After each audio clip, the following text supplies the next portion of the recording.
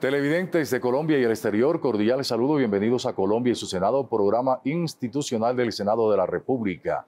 Nuestra invitada en esta oportunidad, la congresista Beatriz Lorena Ríos Cuéllar, de Norte de Santander, de Justa Libre y una de las voces más importantes que tiene el Senado de la República representando a las mujeres. Congresista, bienvenida, gracias por acompañarnos. No, gracias a ti, Pepe, y a todos los que nos están siguiendo. ¿No toma la congresista esta afinidad política del suelo? Nos explicaba fuera de micrófonos que tiene una línea materna fuerte en la actividad política. Cuéntenos. Así es, mi madre, Beatriz Cuéllar de Ríos, ella hizo parte de la constituyente, ella fue una política liberal de esas dirigentes liberales de trapo rojo, y ella hizo parte de la constituyente peleando un derecho fundamental, el de la libertad religiosa y de cultos. Y desde ahí yo quedé también ligada porque ella fue la primera presidenta del primer movimiento político que hubo en su época, se llamó Movimiento Unión Cristiana, que aquí tuvo dos senadores, tuvo unos constituyentes, que fueron el constituyente Jaime Ortiz Hurtado, que fue senador también aquí, y varios senadores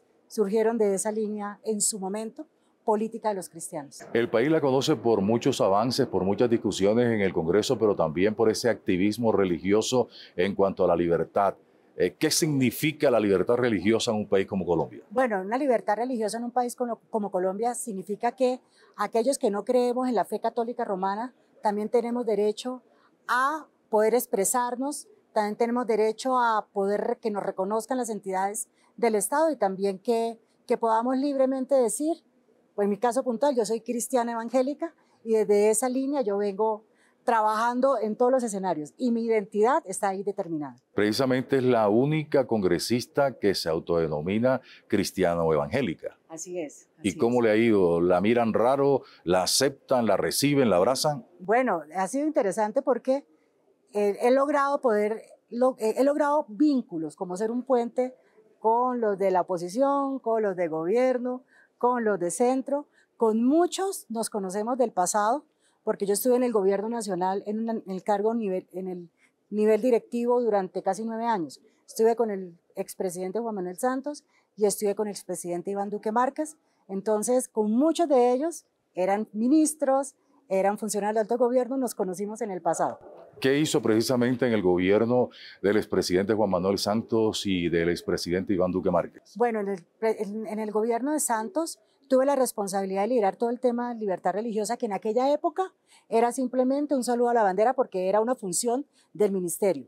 En ese momento el ministro del Interior que estaba, que era el liberal, era el exministro Juan Fernando Cristo, me lleva como asesora de su despacho y desde allí me permitió no solo avanzar en incluir la libertad religiosa en todos los planes de desarrollo, ya se han incluido los últimos 3 planes de desarrollo, sino también crear la primera política pública nacional de libertad religiosa y crear la primera dirección de asuntos religiosos de la cual fui su primera directora.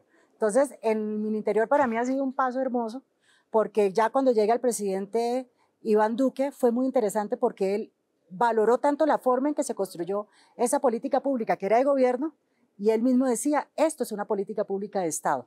Entonces, el paso por el Ministerio para mí fue una etapa profesional y una etapa también en la garantía del derecho de libertad religiosa que me marcó.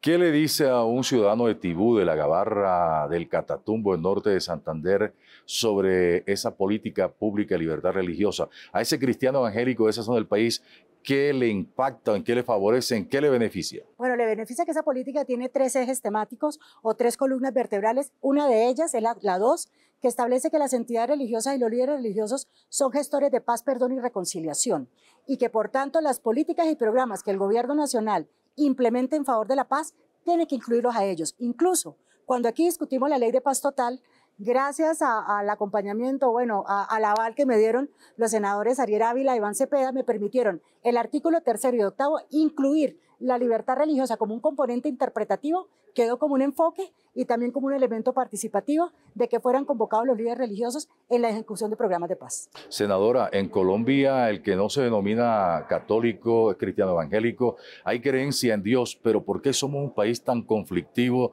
si Dios está en el corazón de los ciudadanos? No sé, yo creo que hace parte de la cultura nuestra. Nosotros somos un país que hemos vivido muchos años en guerra, la violencia también fue parte del crecimiento, entonces creo que es parte más cultural, es una parte más cultural y aquí sí les digo, somos de los países que tenemos mayor avance en la garantía de la libertad religiosa en América Latina. O sea, nosotros tenemos unos avances desde el nivel de programas de gobierno y políticas de Estado, incluso en el mismo reconocimiento de los colectivos o las comunidades religiosas, que no podemos desaprovechar. Y yo tuve la oportunidad en el Mininterior de hacer toda una caracterización del aporte social, humanitario y educativo.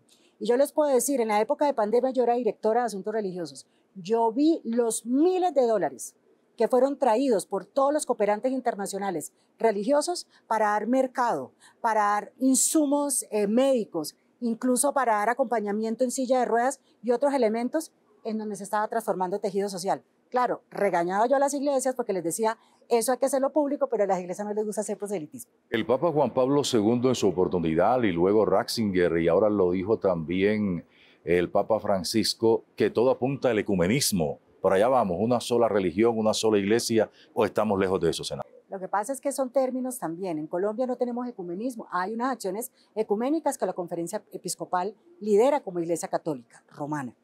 Pero en Colombia lo que tenemos es un fortalecimiento del diálogo interreligioso.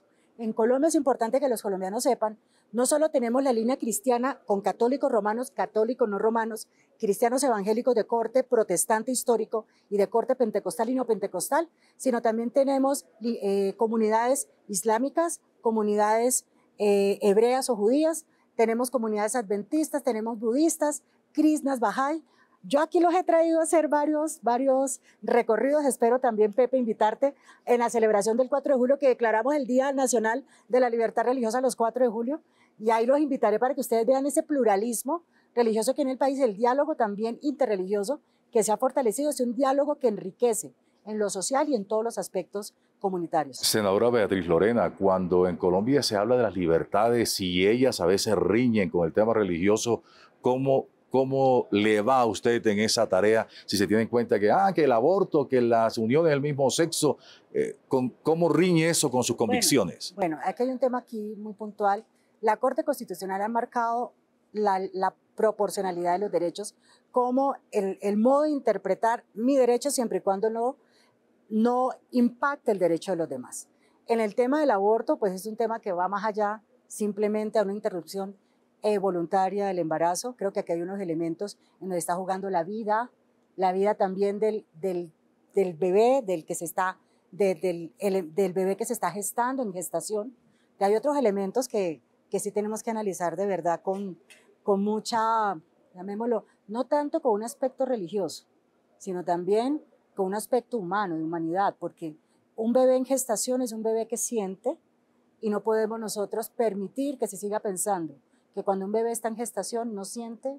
Un bebé en gestación se le pueden aplicar todos los líquidos que sean para quitarle la vida, so pretexto de que se están garantizando derechos. Senadora, la gente a veces en grado peyorativo dice, cuando ve a un católico, a un cristiano evangélico, ahí viene el rezandero o la rezandera, el portaestandarte de la moralidad.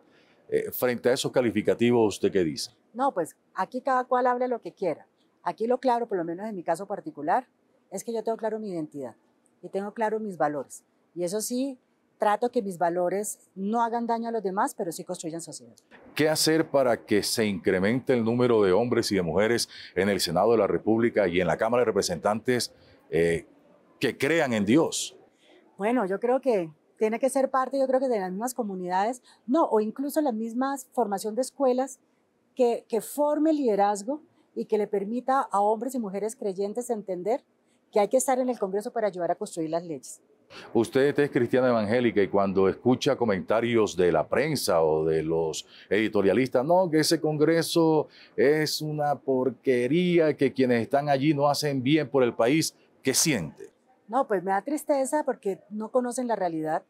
Lo he vivido con las reformas, todos piensan que estamos actuando de una manera irresponsable, pero no. Yo solo les puedo decir, este Congreso se renovó, yo hago parte de la renovación del Congreso, al igual que yo, somos profesionales, hemos venido con experiencia de otros escenarios y estamos aquí para aportarle al país. Así que de verdad, sin cuidado los comentarios que hagan, porque yo tengo claro qué estoy haciendo acá, qué estoy dejando como bases y qué estoy también aportando a la construcción de un proceso legislativo que en verdad sirva para el país. ¿Por qué es tan fácil para la gente criticar y lanza frases, algunos ofensivos, como en el Congreso no se trabaja? Pues yo no sé, Pepe, yo creo que es porque se desconoce o tal vez malos ejemplos en el pasado, pero pueden preguntarle a mi equipo de trabajo. Aquí se trabaja 24/7 de lunes a viernes. Entonces, aquí, por lo menos en el caso, Lorena Ríos está trabajando muy responsablemente en los procesos porque además estoy domiciliada en Bogotá. Usted en este instante acaba de responder que está trabajando sobre bases concretas para dejar un legado. ¿Sobre qué materia está trabajando que quede el impacto de Beatriz Lorena Ríos en el Congreso? Bueno, ya logramos la primera ley de la República, ley de lactancia materna en el espacio público. Pepe, no me hicieron nota de eso. Eso fue el año pasado. Tuvimos ya la sanción presidencial en julio del año pasado. Eso porque yo hago parte, yo coordino la Comisión de Infancia y Adolescencia y hoy soy vicepresidenta de la Comisión Séptima. Entonces, todos los temas de infancia, Pepe, los temas de infancia y mujer son temas que de verdad yo estoy promoviendo. Tengo proyectos de ley que ya van para segundo debate. Vamos a estar aquí debatiendo la ley Hijos del Estado, en la cual aquellos niños y jóvenes colombianos que nunca fueron adoptados y que van a salir ya a la vida adulta porque ya salen del sistema de protección familiar, son jóvenes que tenemos que garantizarles todas las herramientas económicas, de vivienda, financieras, para que puedan realizar un nuevo proyecto de vida y acompañarlos también en la parte mental y emocional, porque no se trata solo de darles algún acompañamiento, sino que sanen su corazón y puedan salir a la sociedad con tranquilidad y sin resentimientos. Acaba de tocar dos temas que vale la pena desarrollar. Esa es la lactancia materna que tiene que ver con la vida. Amplíenos un poquito lo que Bueno, pasó. en este proyecto de ley, ¿qué buscábamos nosotros? Que en los espacios, en los lugares de alta afluencia, como los centros comerciales, como lugares, sistemas de transporte masivo, aquí en el mismo Congreso de la República, se estableciera un lugar para que las mamás pudieran lactar tranquilamente a sus bebés, porque en las encuestas que hicimos, las mamás dejaban de lactar porque se sienten estigmatizadas por la gente porque sacan el pecho para darle a su bebé.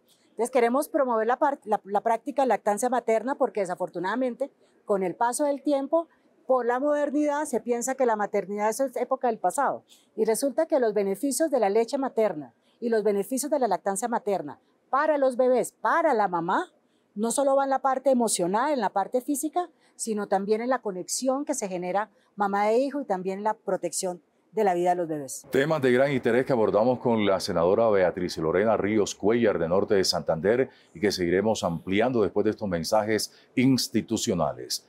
Ya volvemos.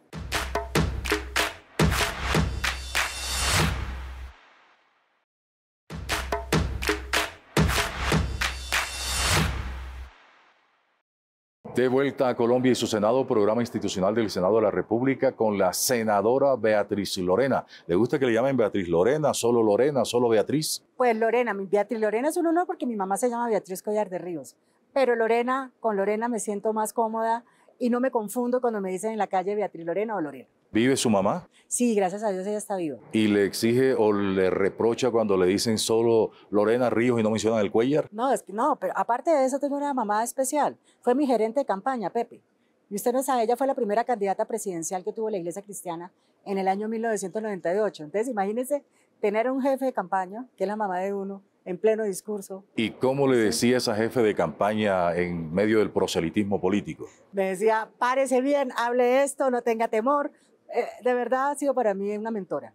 Y cuando cree ella que se equivoca, la reprende. Un poquillo. ¿Qué le dice? Me dice, tiene que hablar más duro. Bueno, ella es especial y tiene la capacidad de poderme reprender y que yo la escuche, ¿no? Porque ese es el tema. ¿Y cómo la ve? ¿Como senadora aquí en el Congreso? ¿La proyecta más allá o le establece una nueva meta? Bueno, yo fui candidata, mínimo usted debe hacer lo mismo. ¿Así pasa? Bueno, hasta el momento ella lo que dice es, estás haciendo, ella es la que me ha acompañado también en todo mi trasegar. Yo empecé primero en el gobierno Peñalosa como asesora jurídica en la alcaldía mayor, imagínate, en el 98.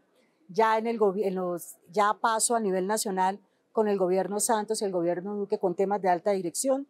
Y ya llego al Congreso en mi primer intento, llego con 63,000 votos, que me apoyó toda mi comunidad cristiana en el país. Y ella dice que hay que seguir avanzando, porque también no sabemos los designios que tenga Dios para nosotros. Una frase o acción de su mamá que la haya marcado. Una frase de mi mamá que ya me ha marcado. Que no tenga temor de pararme en cualquier escenario, que para eso ella me ha formado para no tener temor y hablar en cualquier micrófono, sea pequeño o grande, que no tenga temor. Una matrona. ¿Y su papá? ¿Cuál es el legado? ¿Cuál es el recuerdo? Mi papá, bueno, mi papá ya no vive.